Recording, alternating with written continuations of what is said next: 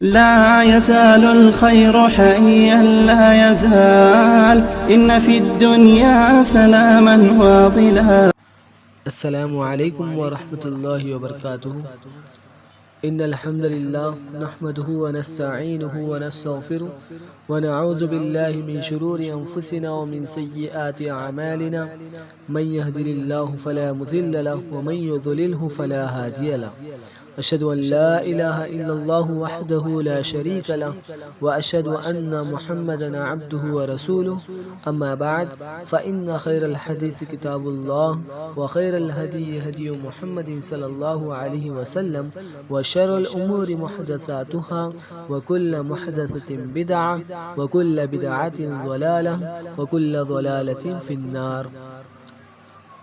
محترم سامعین، آج کا جو موضوع ہے وہ یہ ہے کہ کیا فرقہ بندی لعنت ہے.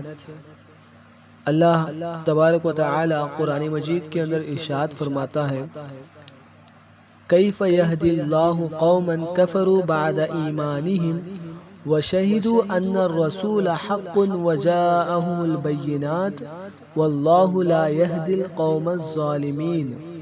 اولئک جزاؤہم ان علیہم لعنت اللہ والملائکۃ والناس اجمعین خالدین فیہا لا یخفف عنہم العذاب ولا ہم ینظرون. اللہ تعالیٰ اس قوم کو کیسے ہدایت دے جو اپنے ایمان کے بعد کافر ہو گئے اور انہوں نے شہادت دی کہ یقیناً یہ رسول سچا ہے اور ان کے پاس واضح دلیلیں آ چکی، اور اللہ ظالم قوم کو ہدایت نہیں دیتا. یہ لوگ، ان کی سزا یہ ہے کہ بے شک ان پر اللہ اور فرشتوں اور لوگوں سب کی لعنت ہے. یہ ہمیشہ اس میں رہنے والے ہیں، نہ ان سے عذاب ہلکا کیا جائے گا اور نہ انہیں مہلت دی جائے گی. سورۃ آل عمران آیت نمبر 86 اور 87.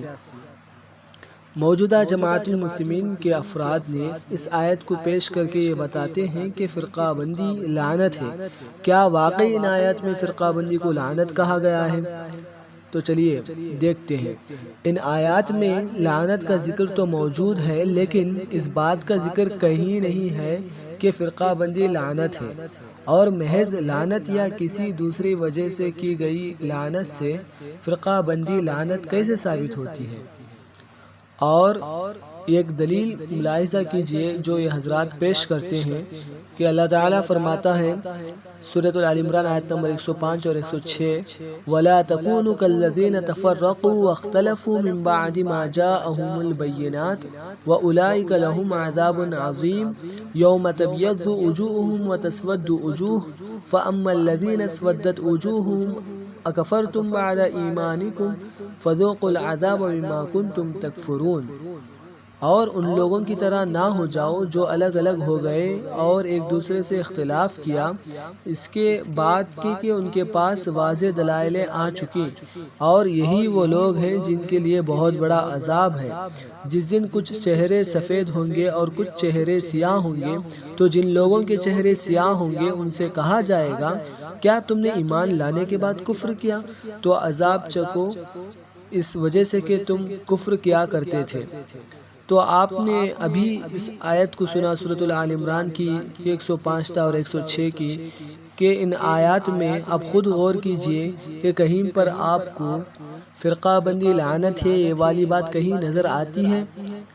یہ بات کہیں موجود ہے؟ نہیں ہے. قرآن مجید میں اور احادیث صحیحہ میں کہیں گناہوں پر لعنت کا اطلاق ہوا ہے، مگر اپنی طرف سے کسی گناہ پر لعنت کرنا یا کسی گناہ کے مرتکب کو ملعون قرار دینا یہ قطعاً جائز نہیں ہے. اگر کوئی دوسرا شخص ایسی حرکت کرتا تو جماعت میں فوراً یہ فتویٰ صادر کر دیتے کہ اس نے شریعت سازی کی ہے. تو خیر، لہٰذا بتانے کا یہی مقصد ہے کہ ان آیتوں کو یہ جو لوگ پیش کر کے ثابت کرتے ہیں کہ فرقہ بندی لعنت ہے، یہ درست نہیں ہے، کیونکہ ان آیتوں سے فرقہ بندی لعنت ہے یہ بات ثابت ہی نہیں ہوتی. وما علینا الا البلاغ المبین. اقول قولی ھذا استغفر اللہ لی ولکم.